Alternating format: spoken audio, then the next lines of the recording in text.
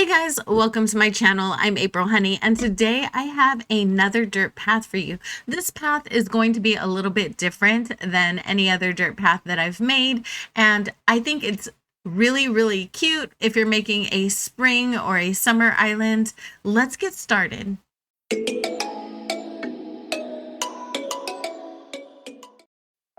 The start and the color palette is going to be very similar to all of the other dirt paths that I make. The reason for this is because sometimes I like to intermix and intermingle my dirt paths, so I do like to use the same color palette. Also, I believe it looks like the most natural dirt that we've made so far in game, so I just like using the same color palette. It does go with that god tier quote-unquote dirt path that everybody uses, so pieces can be interchanged or used, together and whatnot, and I just really like that, having all of them be a little bit cohesive together. And we're going to start it the way we always do. We're going to make a centerpiece.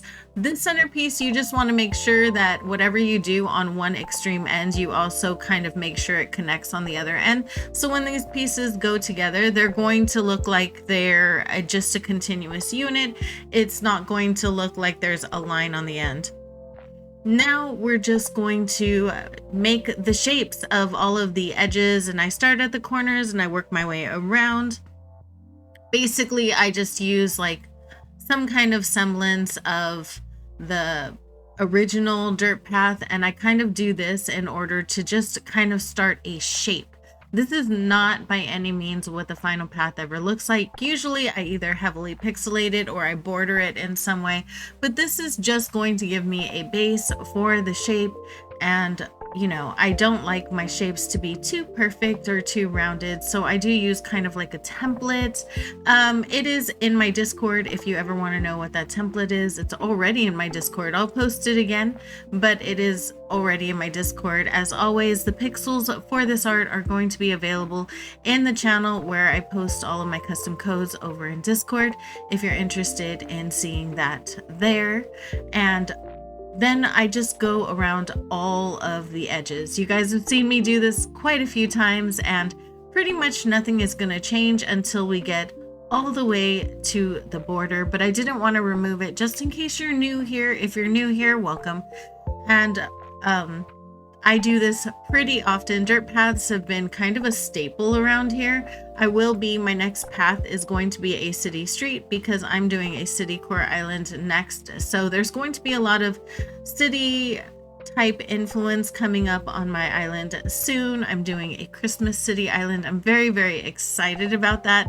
So we're going to be doing some city core codes, and with that, I'm also going to be adding some shop signs and some windows and a bunch of like city-ish elements to my custom codes. For those of you who have been asking about those, that they will be coming. That is my next island, so it's pretty much what I'm going to be doing for the next 2 months. After I finished creating the outline, then I go through and I outline the borders and I make them darker around the edges so that they stand out from the ground. I want them to look like they're sunken into the grass, right? So a little bit of like a shadow we want to create around all of the border of the dirt path. So that's what we're going to be doing right now, and that is what I'm doing. I'm just using the darkest color that I created. Now this island, if you're wondering, is a blue themed island by one of my channel members. This path was a request from a channel member, and they have a blue themed island. So I made this blue path. It's going to be surrounded in daisies, kind of like the stone dirt path, except it's going to have daisies around the edges instead of stones. And I think it came out really cute. I did also save a copy in pink and in white, so in case you want to use this anywhere on your own personal islands, you're more than welcome to. I will leave the creator code down in the description below if you don't want to make it yourself, as always. So here I am, I'm just putting the daisies in, and I like to do the original shapes, the initial shapes, before I go through and I shade them. Those are two entirely different things. I just want to see what everything is looking like as I go along, and it's just an easier process when I do it a little bit like this. So I use the 3 by 3, and then I use the 2 by 2 to make the little petals, and then I use the 1 by 1 to connect them to the 3 by 3 in the middle. So that's kind of my process for doing these. And I went ahead and I made the daisies first because I don't know, just because I really don't have any reason.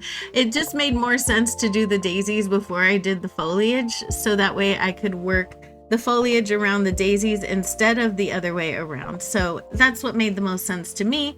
Obviously, you do it the way that it makes the most sense to you. There is no winning order for doing any of this. I just do it in a way that is easiest for me. And for you, I think that it works best if you find the method that is going to work the easiest for you. That is my recommendation just for playing this game. It's just my recommendation pretty much for everything. Do what works for you.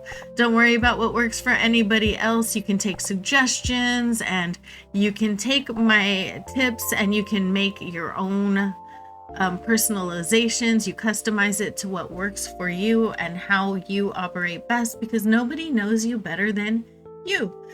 And what we're going to do right now is we're just creating all of the texture on the leaves, where the highlights, the shadows, always top left for me. You guys know that is my light source. I do that across all of my codes. The reason my light source is in the same place for all of my codes is so that they're all cohesive. I also, across islands, will use the same color palette vibrance in order to make them cohesive among multiple islands, so I don't have to go and remake codes, if that makes any sense. I just don't want to go and redo my work over and over again, even though the nature of making these videos means that I redo things over and over again. But in my personal codes, when I'm just making them to decorate, I don't want to have to repeat myself over and over. So I do make several variations, and I keep to certain blues, certain greens, like certain vividness and hues in every color scheme, and it kind of works across the board. As well as making the highlights and the lowlights and the shadows and all of those things, I'm also adding a little bit of a shadow, like a drop shadow below the daisy, and that's just so that it pops up and it looks like it's above the dirt. So I'm doing a little bit of a shadow there. I always keep my light source in mind. Since this is on the bottom and the light is on the top left, then I make sure that the shadow on the bottom piece is lighter than the shadow on the top piece. The shadow on the top piece is going to be much darker. The same with this bottom left piece. Since the light is coming from that direction, the little drop shadow is going to be lighter than it is on the top left corner, say. The bottom right is going to be a little bit lighter and not as pronounced. So yeah, hopefully that explained anything about shading to you guys. I hope you can translate that into any kind of art that you want outside of custom codes. It's the same for anything. You want your drop shadows to have a light source in mind, and you want to be able to make sure that it pops more from the area away from the obstacle, or the area below the obstacle from where your light is coming from. I don't know if that made any sense, but I really hope it did. I can visualize it in my head, but I'm not always sure that my words are coming out in English, or like in English that anybody understands. If you notice on the left side, that those shadows are carrying over more to the right, since my light source is on the left, and on the right side they're not as pronounced. That's the best way that I could describe it. And in this piece, the top ones are going to have more of a drop shadow than the bottom ones. So you can see the relationship between light source, flower placement, and drop shadows. You can see how all of those things relate and how they're related to each other. Also with the lighter petals, I'm also going to put those on the top towards the left, and I'm going to put the darker ones and the ones that are in more of a shadow on the bottom towards the right, because there's that petal, or the center piece, what is it called? It escapes me off the top of my head, and I'll remember when this video is out, but it's fine. It creates a little bit of a shadow because it's a little bit raised, so it's going to cause a little bit of a shadow on the bottom right when your light source is on the top left.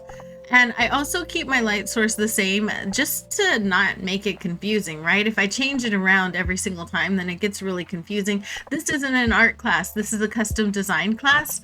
So I want to keep it as simple as possible. I don't want to keep changing things around. I want to create some consistency, some stability. And within that, you guys can experiment for yourselves and decide what works for you and what you're enjoying and what you like. And if you want to change it, then it is entirely up to you. As far as my artwork, I do change my light source all the time because that's when we do lighting studies. But as far as this is concerned, this is Animal Crossing. It's supposed to be fun, right? It's a video game. It's supposed to be fun. So my goal is to make this as fun and as accessible to you, to everybody as possible, and to make it as easy to do as possible. And then you can play with it and make it as complicated as you want. You can make it so much better than anything that I have ever shown you. I love seeing you guys take these designs, make them your own, and make them even better than I do. And that's just so awesome watching you guys grow in your custom design journey. I love seeing them in the Discord when they're shared. You guys are absolutely amazing. You make such beautiful work, and I'm so excited whenever I see you guys making anything, or when you tell me that any of these videos help you at all. It's just such a treat for me to see. We're just doing some foliage, following the same rules basically as everything else. It's just a little bit of greenery because Emily wanted some greenery. Emily is a channel member and she requested this path, or she needed this path, and I went ahead and offered to make it for her, and I figured I could just show everybody how to make it. She made one attempt at it herself already, so I just expanded upon the path that she already made and tried to like catch her vision. So it is fun. The reason it's blue is because her island is blue. I can't wait for you guys to see it. It's really exciting seeing all of the pictures pop up, especially when you guys have islands in progress. I love seeing that. It's just so much fun for me. I know you guys aren't going to see this until after the fact, but I'm doing an island tour stream coming up soon, and I really am looking forward to it. I love seeing your guys' islands, especially when I'm starting a new island, because the inspiration is real. These are the last couple of pieces. All we're doing is adding some leaves to the last couple of pieces and shading them in.